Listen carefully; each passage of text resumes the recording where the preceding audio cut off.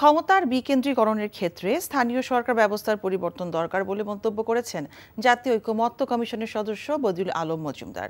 পাশাপাশি জনপ্রতিনিধিদের দায়বদ্ধতা নিশ্চিতে জনগণের সম্পৃক্ততা বাড়ানোর বিকল্প নেই বলেও মনে করেন তিনি। সকালে রাজধানীর বনানীতে পলিসি রিসার্চ ইনস্টিটিউট কার্যালয়ে আয়োজিত অনুষ্ঠানে এসব কথা বলেন তিনি।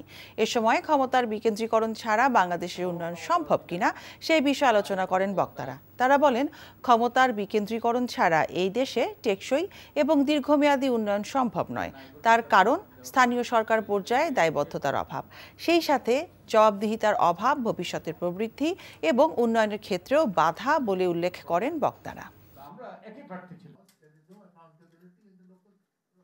যেখানে খরচ করলে সবচেয়ে বেশি মানুষের কল্যাণ বয়ে আসবে সেখানেই আমাদের ব্যয় করা দরকার। কারণ আপনি তৃণমূলেই আপনি মানুষের সম্পৃক্ততা, মানুষের ওই যে নেতৃত্ব এবং দায়বদ্ধতা নিশ্চিত করতে পারবেন। আমরা যে মডেলটা করেছি, ইউনিয়ন পরিষদের চেয়ারম্যান এখানে এসে থাকতে পারবে না যদি কার্যকর হয়, কারণ গ্রামের মানুষ তাকে দায়বদ্ধ করতে পারবে।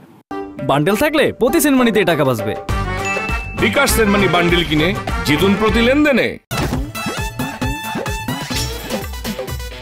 এতদিন শুনছি চান্দে অমাবস্যা লাগে, আজকে দেখলাম সূর্যে অমাবস্যা লাগে।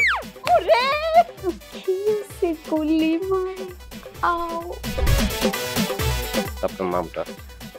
আমার নাম লাবণ্য। এটা ধরেন। এইটা কি? সোলেমানি আংটি। ভয় পেলে নাকি সিরিয়াস? আমগো চোখে তো এখন কাঠের চশমা। দুইটা খেজুর কাটা নিয়ে চক্ষু দুইটা উঠানো হইলে আমারে দান করে দিন। কারো পৌষ মাস আর কারো সর্বনাশ।